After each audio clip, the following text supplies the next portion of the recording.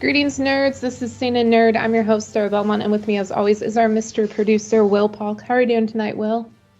Doing very well. Happy return to podcasting 2023. 2023.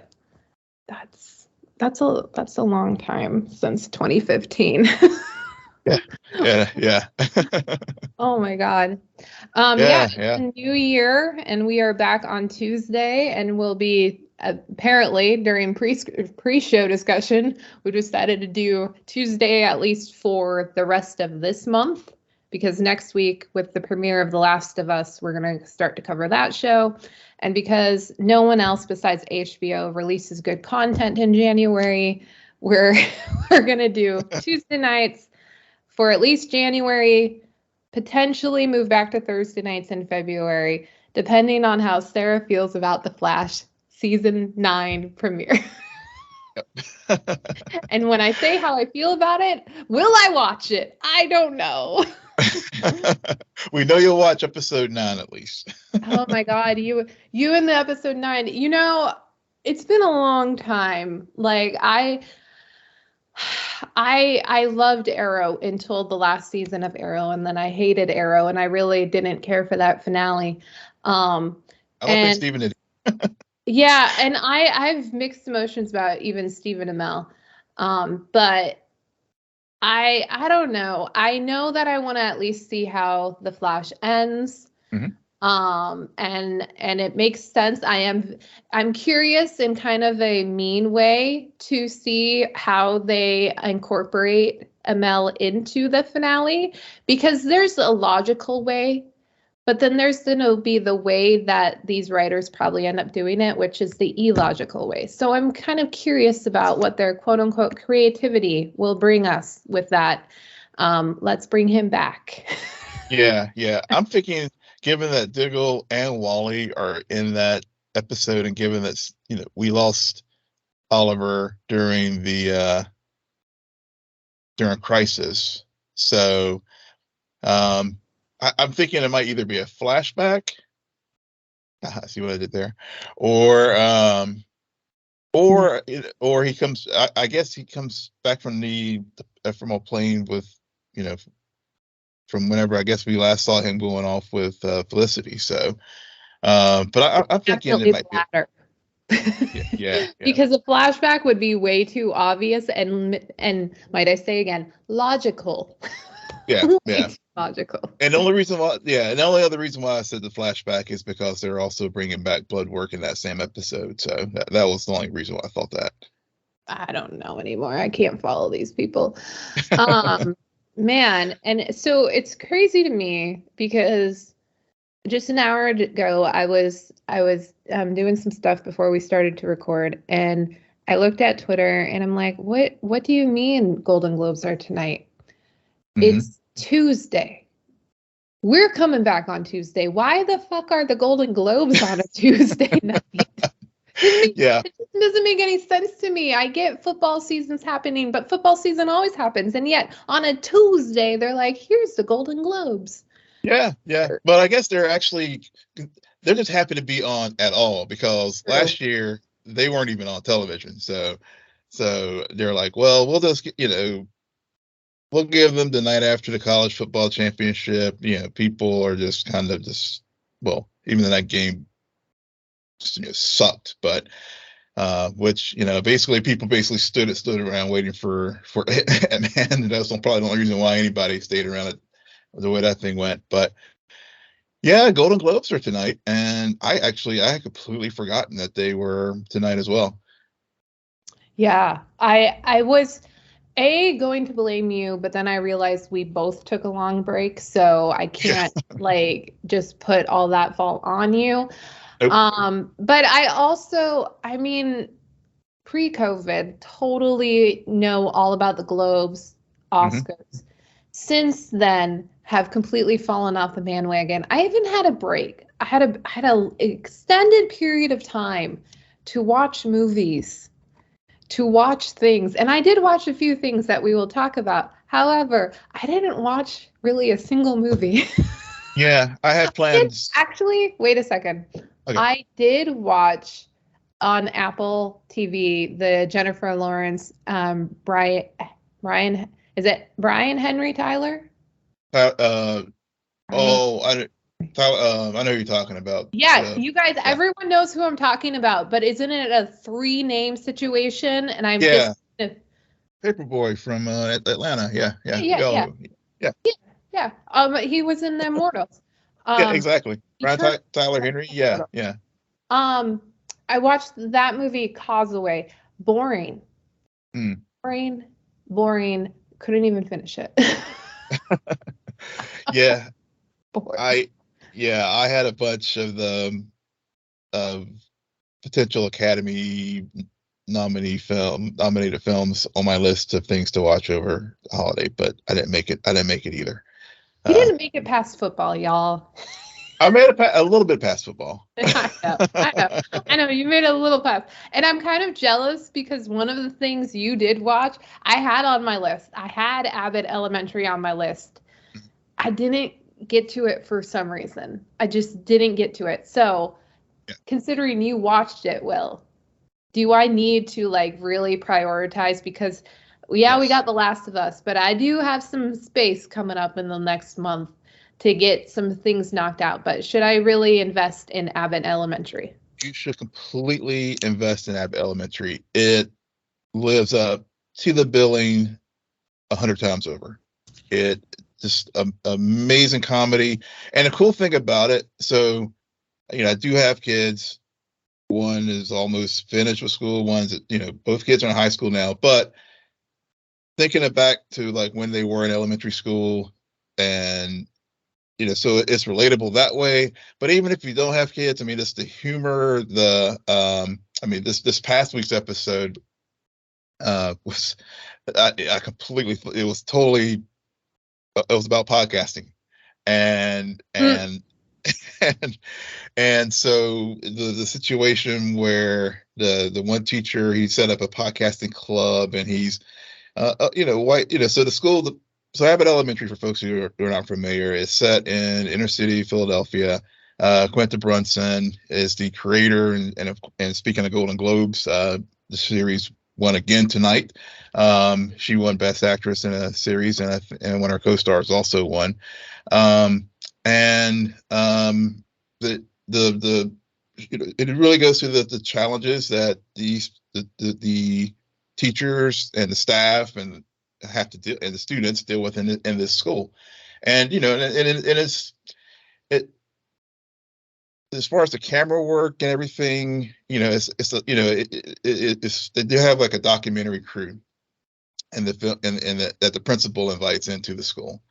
And so so a lot of the break into the fourth wall, looking at the camera, like we've seen in The Office and Modern Family and other shows, is there, but it's set in this elementary school. And this week's episode, I just jumped ahead because I just started the series this past week, so we're still in the first season. 13 episodes, first season, completely bingeable. But I just happened to see about the podcasting episode this week, and to go ahead and jump into it. You don't, even though I know it's a sitcom, I don't need to necessarily watch it episodically. Absolutely. Yeah. You can. You should, because there were, but I think just to get maybe watch the pilot just to get the basic characters. Yeah. Is it the same creators as Park and Rec and The Office? No, Quinta Brunson, she was the creator of this series. So it's not a Greg Daniels show at all. Okay. Yeah. Okay. No, but it has those structural elements that we've gotten familiar with, with the whenever I said, the fourth wall breaking and looking at because the documentary crew is there at the invitation of the principal, and so so they play into that during the show. But it's a brilliant show, well written, super funny. No matter if you have kids, don't have kids, completely relatable with some of the situations that occur in the school, and I can't strongly recommend it enough. Okay. Well, that's good. I'm Yeah. glad you used your time wisely because I, on the other hand, I shouldn't have done it. I shouldn't have, but for some reason I thought to myself, you know what? I finally have time. I'm gonna actually watch Billions season 6, which came Mm, out in early 2022. okay.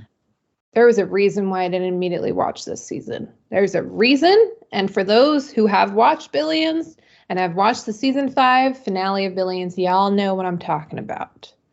Mm. There was a cast change. There was a Uh, character who moved out, and another character came in. It's just not the same show. It's just uh, they try so hard, but it's just not the same. I think Damian Lewis, like you are sadly really missed. However, I do also understand like there was only so long that whole situation could have continue. mm, So I watched it, but about the third episode, I stopped watching it and did like, I'm just gonna have you on in the background and pretend like I'm watching you when I'm really not, because by the end of the finale, there's a supposed twist. I didn't really understand what happened. But whatever. I have no interest. So yeah, I recommend Billions seasons 1 through 5 mm. That's a, after, but I think that like 1 through 5, good. It peaks season 2, season 3, does a little dip. Season 5 is good, mhm, but then COVID kind of interfered with it. But mm, then season 6 is just, it's not even that it's not good. It's just it lost the magic. got it. There was something good about that cast, and it's interesting because it's like, well, one cast member, how can it make so much of a difference? It's this like one of the two leads. Oh, yeah. Um, Well, yeah. Some yeah, and shows can weather that, some cannot. And right, and yeah. sometimes they do recasting, but in this case, they kind of moved the character out of the in a very logical way, might I add you. Made a lot Yeah. of sense what happened to the character, and they didn't spoiler alert, they didn't kill him off. They did Mm, something else. So they kind of have him in the background where you're thinking, okay, when are you going to bring him back? How are you going to do that?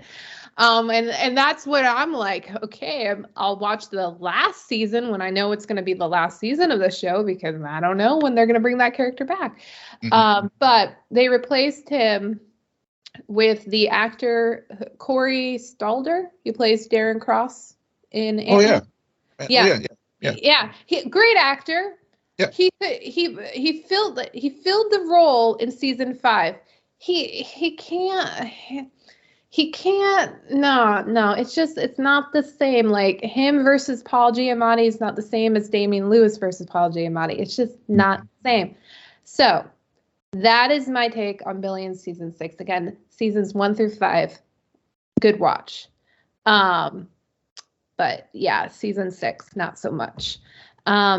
You, man, between Star Trek Prodigy and Star Wars Tales of Yeah. the Jedi, you spent a lot of time in space over the break. Yeah. I did 2 series that I definitely had to catch up on. So I'll start with Star Trek Prodigy because I have to say I enjoyed it more than Tales of the Jedi. Um, so Star Trek Prodigy is an animated show, and it was broken up into 2 parts. So part 1 aired, I want to say late 2021, early 2022, and then the second half started after Lower Decks in late fall. I guess I want to say maybe November, right around Thanksgiving, and it was like 6 or 7 episode run, and it follows the crew of these kids who had found the starship Protostar, and takes on their adventures as far as the characters trying to return this ship back into to the Federation. And they have a holographic captain, Janeway, who is portrayed by Kate Mulgrew from Star Trek Voyager. She also does the voice work in this show, and really just goes through their adventures as far as trying to get back and return the protostar to the Federation. But of course, in true Star Trek or just true, storytelling, there's always a catch about that's going to complicate the mission. And I don't want to spoil what that is for folks who haven't watched it, but I will say that as far as the new Trek shows that are out there, and Prodigy is definitely one of my favorites of the new Trek to date. With it, Lower Decks, Strange New Worlds, Prodigy is really, really good. If you're a fan, recommend it. Also has Michael Giacchino does the score for the show. I caught up with it and really enjoyed the resolution as far as how they ended the first season. Looking forward to the second season, which hopefully will come later this year. So that's Star Trek Prodigy. And then Star Wars Tales of the Jedi was they're shorts. They came out I want to say late October, right around Halloween, I want to say, and they're only like 6 episodes. They're like 6 15-minute episodes focusing on Ashoka and Count Dooku, and really getting into their backstories. And the Dooku stories were very, very fascinating to me. I think I like those better than Ashoka. Of course, Ashoka is the live action show is going to be coming up this year. I think in a few after the Mandalorian, maybe in the summer. So it was one of those kind of things like I better watch this because Dave Filoni produced this animated adventure, and we've seen in the Mandalorian and other shows that they will this is a connected universe, so they will lean into some of those things from the animated shows. So I did watch it. I enjoyed it. I mean, it was knocked it out in one evening, but I had to say between the two star properties, I enjoy Prodigy better. Cool. Yeah. I was totally listening to that and not looking at Golden Globe updates. That's okay. I was going to say I was wondering. Very engaged and not noticing that Angela Bassett won for Best Supporting Actress. Yep. And Zendaya won for Best Lead Actress in a Television Series, which makes me like the last time we recorded, we did the top 5. Yep. I can't believe I forgot about Euphoria season 2.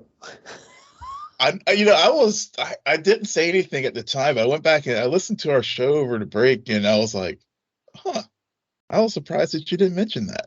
But I mean, I forgot about so many things. Well, I mean, to be fair, not so much, but like TV shows, completely blanked on so many TV shows. Yeah, but to be fair, I mean, whenever we just not to dig it too deep into our last show, but whenever I sat down and really like listed out like everything that we watched, or either what we talked about on the podcast, or just things I like watch for fun, or and all, I ended up kind of like 30. I was like almost 25 or 30 shows or something like that. It was some crazy number.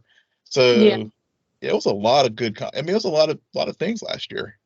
Yeah, good content is still debatable for like half that, but yeah, there were a lot of things last year. But definitely Euphoria would have bumped up somewhere. I don't think I liked Euphoria season 2 as much as I liked season 1.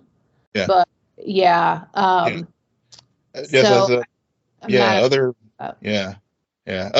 things that I just noted from Golden Globe. Speaking of our best from 2022, I see Michelle Yeoh, the Best Actress for Everything Everywhere, and also Ki Hanku from one Best Supporting Actor from the same film. I'm doing the same thing too. I'm completely engaged. I'm completely engaged in the list. Yeah, very cool. So while you were in space, I watched a few K-dramas. I think I watched Love Alarm. Me and my mom started and are about halfway through Our Beloved Summer, and then I binged and rewatched The Glory Part 1 of the first season, because I started The Glory and I was like, oh, I keep getting this advertisement on Netflix. I'll watch it. And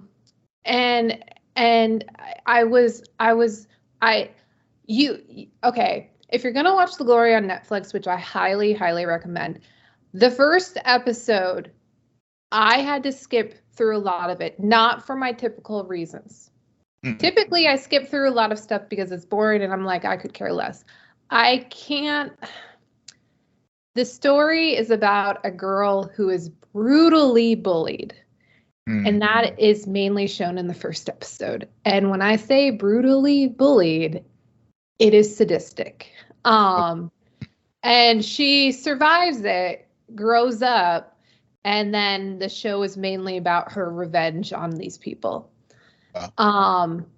And so that's why it's very hard to watch the first episode, because they really want you to understand that when they say this kid was bullied, it's to a whole nother level. like and I'm sure, like, if you were to watch it now, you'd be like, it's not that bad. Probably because going into it, I was like, oh, she's just bullied. But it's pretty horrific what these kids do to her and to others. You find out. But I didn't know it was. I thought, oh, it's an 8 episode. It's really short. Typically, K-dramas are 16 episodes, 1 or 2 seasons. And so I was like, oh, this is going to be a short one.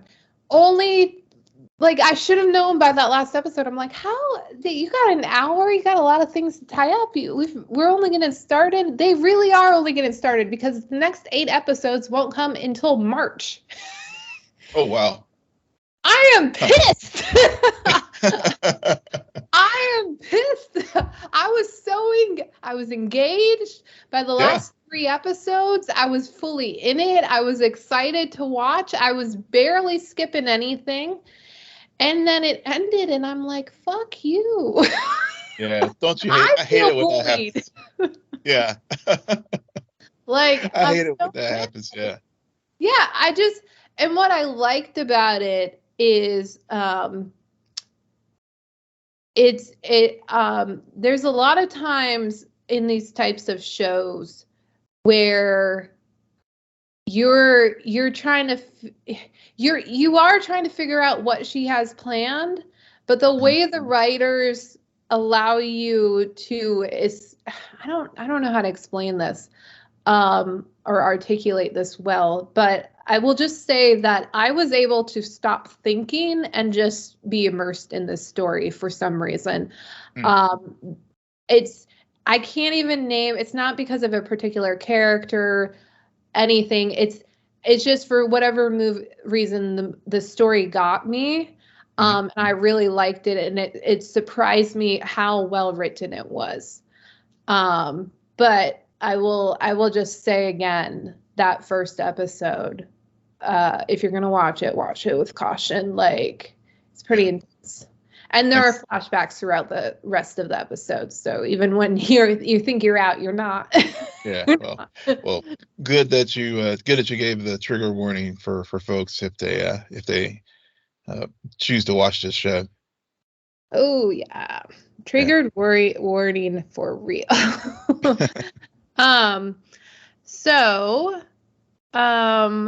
Okay, there were a few trailers that dropped. You watched Beau is Afraid, the new Joaquin Phoenix trailer?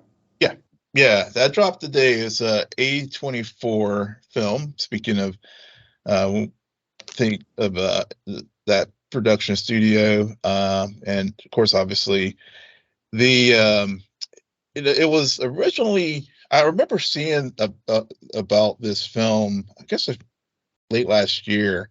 It's directed by Ari Aster, which did Midsommar and Heredity. And so originally the title of this film was going to be called what was it going to be called? Disappointment Boulevard. And I remember seeing it then, and I was like, well, what's this about? And they didn't drop anything. So today we get to the trailer, and essentially it seems that the story is about a paranoid man played by Joaquin Phoenix who is desperately seeking to find his mother. So it's a kid, it's a character with mommy issues. and so it starts out on the boat, a flashback to a family cruise. So Joaquin's character is like sitting there, it's an older man, and he turns and it's like a kid, and then talking to his mother, and he's like, and she, his mom's like, I'm sorry for what your dad passed down to you, but I wanted a child, the greatest gift of my life. And so I guess the thing that was, I guess, allegedly passed down, I guess it's the mental illness or something like that, because then it cuts to the Beau talking to a therapist, and he said, I'm visiting my mother, and and it's just all throughout the trailer, it's like interspliced with Beau jumping back and forth in time and flashbacks, with trying to seek out his mother. He's hit by a car in one scene. I mean, it's just he is in a hospital bed after that, and he has a little monitor on him, and it's just jumping all over. It's like a thriller, drama, comedy, all rolled into one, kind of a horror film element to it as well. And again, like I said, it's A24, so you kind of expect some of those things from that our house. So this comes out in April. It looks very, very good. I mean, it's one of those films that I'm like, oh, as soon as I saw the trailer today, I'm like, oh yeah, I'm definitely checking this one out.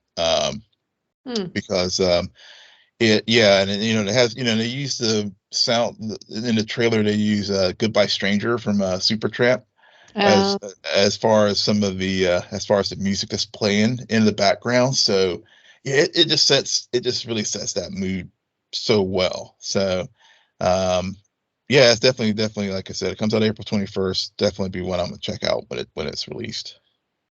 Interesting. Yeah. I don't know if I want to see the trailer now or just like wait for it to come out and then watch it, because Joaquin Phoenix is one of those actors who when he does projects, I'm always curious about it, but you never know. Like, I heard such good things about The Lobster, and I hated The Lobster. But I was curious, and I'm like, well, Joaquin Phoenix is in it, so, or I might know. I got him confused with Colin Farrell. Yes. Probably because I just saw that Colin Farrell won a Golden Globe. Austin Butler.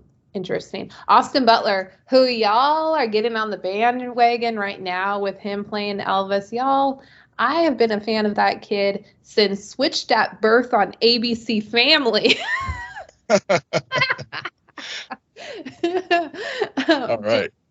Yeah, I'm just saying Switched at Birth. That was a great show. Featured a lot of sign language. So very interesting. Did a completely silent episode because of it. Anyway, I'll get off my Switched at Birth. Great show. Rant. But what were we talking about? Oh yeah, Joaquin Phoenix. I might check it out. I don't know. Let's just get into Ant-Man, because like I actually did watch this trailer. I heard about it. All I could think while watching the trailer was, will I actually end up rewatching Loki before this going to see Ant-Man in Quantumania? And I want everybody to take a moment and just take a step back. We haven't watched this movie. We in phase 3, 1 through 3, we got Thanos teased a whole lot. We didn't even really see him until Infinity War. They're doing the opposite. We already got a full episode of Loki with Jonathan Majors. And now we're going to get a movie with him as the bad guy. And I don't know if everybody else watched the MCU announcement, but we're going to get a few more movies with him as the bad guy. So I want everybody to like take the expectations down a bit, you know? Like we know he's going to be good. Yeah, we do. Took one scene for me to be like, okay, I like you. Yeah. But Sold. it's just this isn't a sprint, Will. This is gonna be a marathon with him, okay? Yeah. And did you see Rocky or Creed 3 trailer? That man is ripped. So you really got to do your cardio, everyone. I'm gonna get off this whole metaphor, but I want everybody to take a step back because we got a lot of time with this character and character variations of it. Yeah. And I just hope everybody doesn't get sick of it by the time like we reach the big finale. Yeah. Well, I completely agree with you. Two things. One, when I was watching the trailer, I was like, they're giving away too daggone much. Yeah, seriously. They're giving a lot of damn plot away. But the second thing, the moment I thought I started going down that rabbit hole, I was like, whoa. There's a lot of misdirecting shit going on here too. Mm-hmm. Yeah. So I, knowing how Marvel cuts these trailers now, we've watched this for many films and TV shows, so we know. But we got the sort of general gist. Like you said, I think I probably will go back and rewatch Loki, and especially the finale where he who won't be named. He when we first get him, because I mean, obviously, when we finally do see Kang here, he who remains is the variant that right. And so.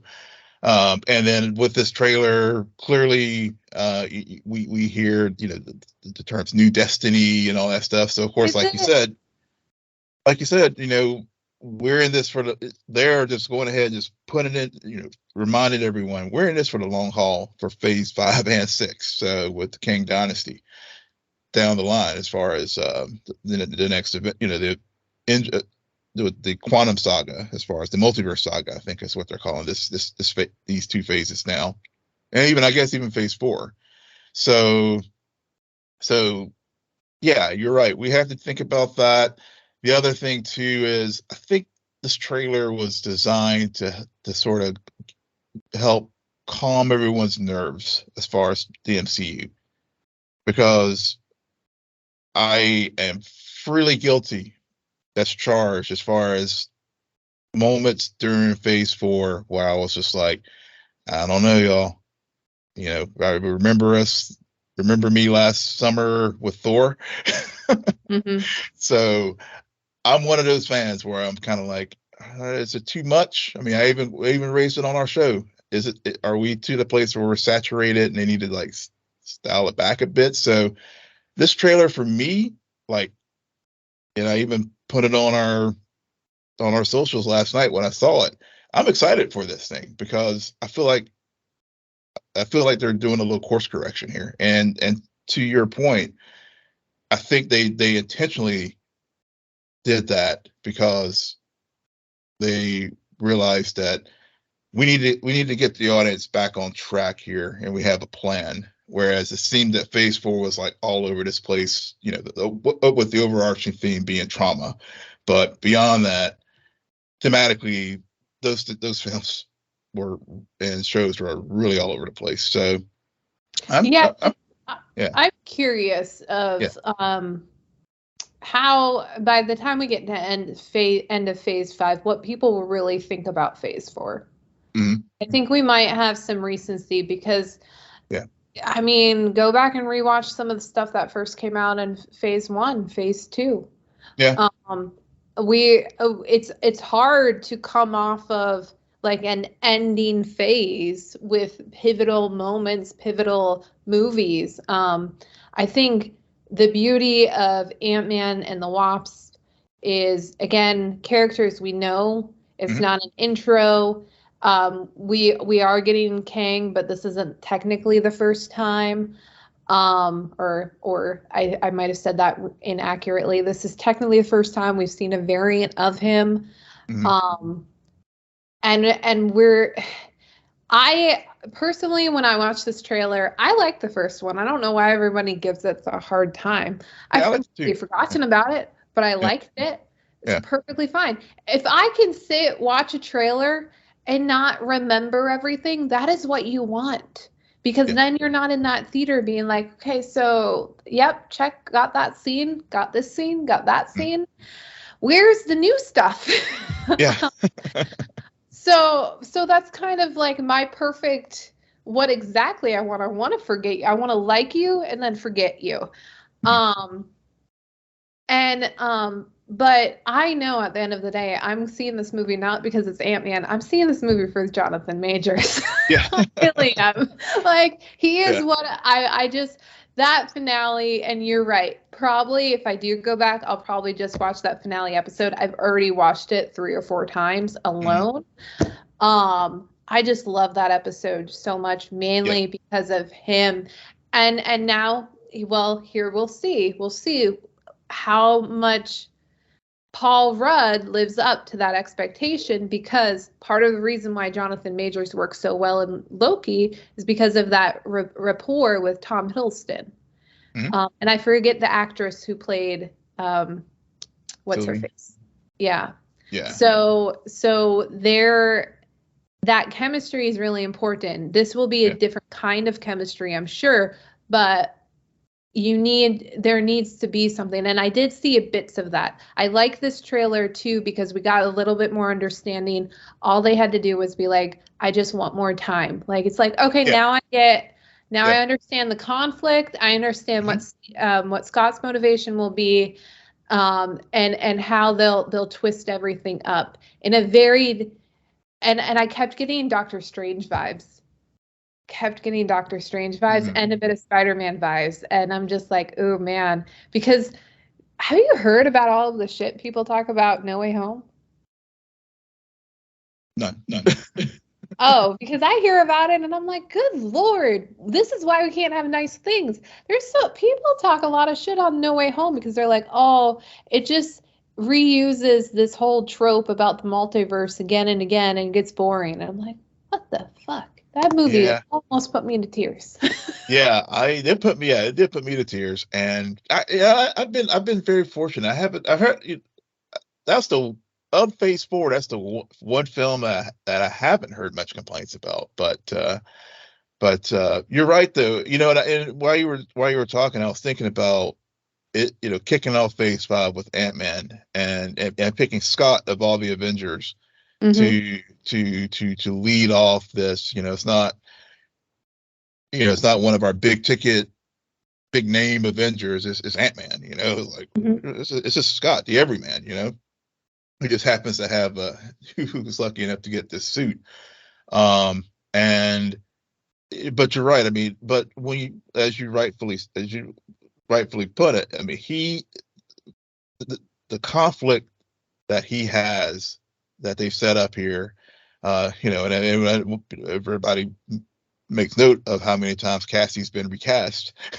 um, but it makes sense now, with the that he was lost in the quantum realm for those 5 years after the snap, Hmm. to really drive this this next phase forward. So I think it would have been a mistake to pick someone else to be the kickoff film for this phase, because um, the issue that Scott has, and like you said, with Doctor Strange and also with Peter, all of them having, wishing for more time, it is that, um, and in particular with Scott in particular, it's like, that's something everyone can relate to Yeah. when you think about loss or regret or something like that. Which, so like, and I think you're right. Actually, you made a good point.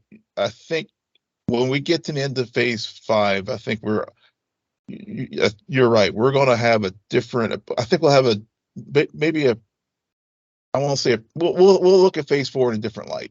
I won't know if it'll be good, bad, or it'll maybe good, it may be bad, but one way or another, we're going to look at this phase in a different light. But I think what we've been through, like, makes sense to lead into this with the conflict that you rightfully set up with Scott. Well, I mean, to your credit, you just mentioned, like, he's that perfect character who, in his own way, is dealing with the loss of time.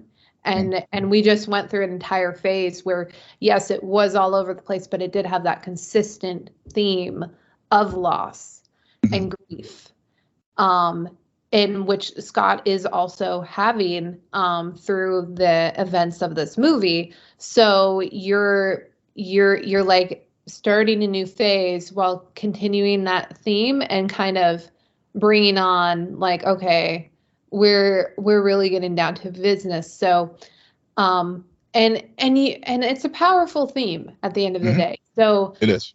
I think when it really hit, those projects really stand out as the tentpoles for Phase 4. I think that, like, it got a bit chaotic with a lot of the introductions of the new characters where because they're so new, you don't feel that loss the same way as you feel with these characters who you've known for what feels like a decade and then some. Yeah. So it'll be good. And I think it's also a good soft start because Ant-Man isn't that big, high, epic movie. I mean, his movies have been mainly comedies. Yeah. But we're getting something different. I still don't necessarily like how the movie looks in terms of cinematography. I have some issues with some of the scenes, but I'm not there for that. Yeah, I agree. Say his name so many times. Yeah, exactly. Oh man, but yeah, next month we will see it and then we will talk.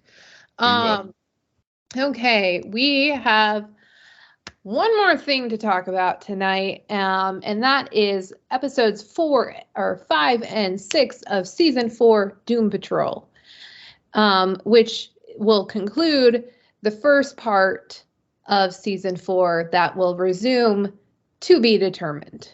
Yeah. Okay, my first remark. I hate HBO Titans is a lost cause for me, but did you really have to do this to Doom Patrol? Because, man, these breaks are killing me. I feel like I would have enjoyed this first part a hell of a whole lot better had I just binged it, because it's 6 episodes.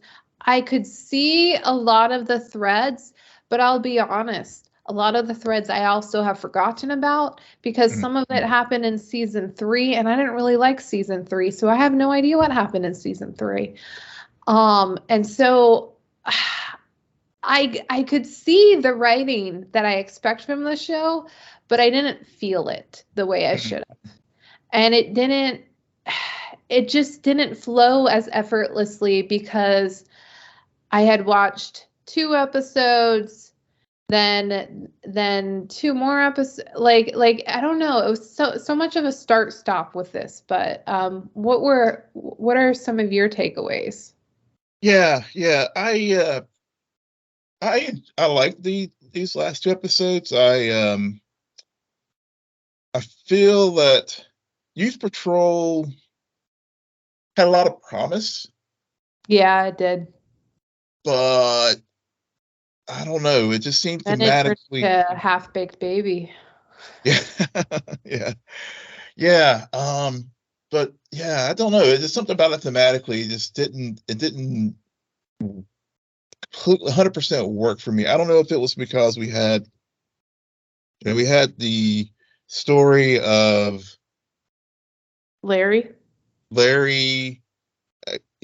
and all Rita. doing his thing. And then Rita, yeah, I mean, Rita wakes up, she conveniently, like, which I think it was designed, this way to find the de-aging box, the box of potions with the de-aging formula and stuff. And it was just sort of like, okay, we're going to do this. And they take it. And there's some funny moments, whenever like, Cliff,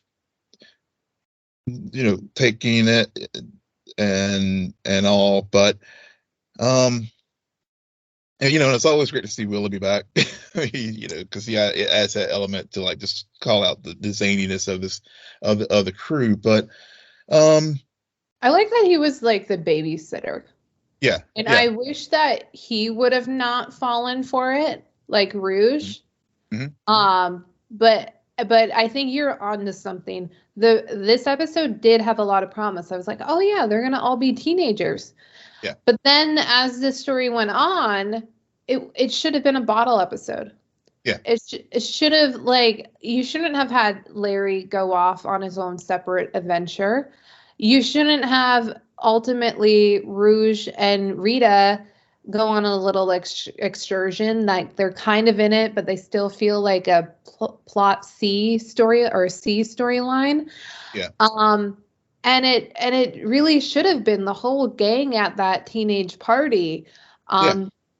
Where you're seeing the jocks and all the different personalities come out. And I really wish that the moment with Jane had resonated a bit more with me when you realize what they're doing with her this season, or even arguably since last season in this, like, Kay no longer needs her. Mm-hmm. But she's still in this body, and this body isn't hers. She doesn't feel right to it. So she doesn't have that experience of being a child, much less a teenager.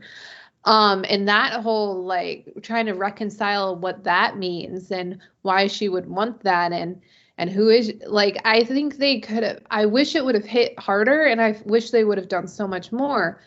Yeah. Which maybe they will, considering this is the 5th episode of a 10 episode. I don't know. Yeah. I just felt like there was a lot of plot armor in this episode. Yeah. No, you're right. Like, it had all of the workings to be a therapy patrol episode, and yet it was like, no, because we know that next week we have to, like, semi tie things up and introduce Immortus, we're gonna do this. Yeah. It's like, Yeah. I mean, I think I will say with Jane's story, it did, that one did work for me a little bit, but it did leave me a lot of questions. Like, okay, so she was, she was trying to, she was getting baked, but also, whenever she was in the room and was wanting to, look at the puzzle piece and have the orgasm again, and see the pleasure, but at the same time she was conflicted, and then she, like, falls into the underground. Yeah. And then the way that sort of played out with all the other personalities in the underground, how I think it did make the point about how disconnected everyone else is from Jane, because none of them were aware that she was up there trying to get off. Right. And she was embarrassed by that, but then it just reinforces the point that, I guess it just, reinforces some of the things from the earlier seasons, as far as, when they had the conflict, I guess, was it the second and third seasons, as far as who was going to be the primary, how they, these are all disparate personalities. But also thinking to this season with the doctor that we saw in the first episode for the doctor personality, I'm wondering if that was like a 104, Mr. 104 type of situation, where, we saw that artist, I think, in the second or third episode, where it was a manufactured thing to try to get her longevity. So I'm trying to, I just wonder if that's a character that was, like, implanted in there to try to, to distract Jane, in order to get her longevity, since we know that's, at the end of the day, that's what, Mortis is trying to do, so he can carry out whatever scheme that he's ultimately planning on having. so that piece of the story did work for me in the episode, and of course, but you're right. I would have rather enjoyed all of them going off on the teenage adventure together instead of how it ended up sort of breaking apart. But on the plus side, at least Larry now looks like Larry is falling in love again with Mr. 104. So at least there is that. Yeah. No, I mean, even though that whole story took away from Youth Patrol, I did enjoy it during Hope Patrol. Mhm. And I was surprised because I liked some of the stuff that was going on with Derek and Vic. I wasn't Yeah. expecting to see the childhood friends or for that to come back around, but I like how they did that. Yeah. Like I said, I think why the finale in particular worked a lot more for me than the previous episodes is because you started to see what everything was building to, not just like narratively, but with these character beats, and why he was so bent on wanting to go back to his childhood friends, and Yeah. this whole idea of I'm a superhero, but I gave up my power, so what does that make me? It's a very different thing, and the whole time watching Hope Patrol, I kept thinking to myself, Will and I have been talking about this since I want to say season 2, these Yeah. characters and this idea that they are immortal. And so now I should be really excited to be like, oh my God, the writers are completely putting a spin on this, because the characters who would, like, if you think about their situations, they would give up their immortality in a heartbeat. But in this case, if they do that, then Immortus wins. Yeah. And what does that mean? And so now it's all about protecting that. So the irony, but I think again, it's just the breaks. It's Yeah. really hard to keep up with that. It And is. stay on board with it. I feel like this whole situation is like arguably twice as worse as when the CW and their whole break rampage happened. Yeah, because you're right. Because I mean, because it's something you raised there with the immortality, because and how everybody's dealing with it. Because Larry he was like, take it, because they did that flash forward. He sees what's to come, and he was like, take it, I'm fine with it. But then Jane is conflicted. I mean, she's like, she's seeing the gray hair, and she's like, but see, Larry doesn't give it up because he knows that's going to happen. He gives it up because Keeg is trying to tell him, this is what will happen if we don't. Right. He can stay. It's this idea of hope. Yeah. This idea, okay, if this is our only option, we'll do this, and hopefully this future won't happen. Yeah. So I don't necessarily think that's why Larry gave it up, and he was kind of forced to. He was forced to. Yeah. It was really a Keeg's decision. It wasn't Larry's decision. Yeah. Good point. Good. Very, very good point there. But I guess also with the given with the hope.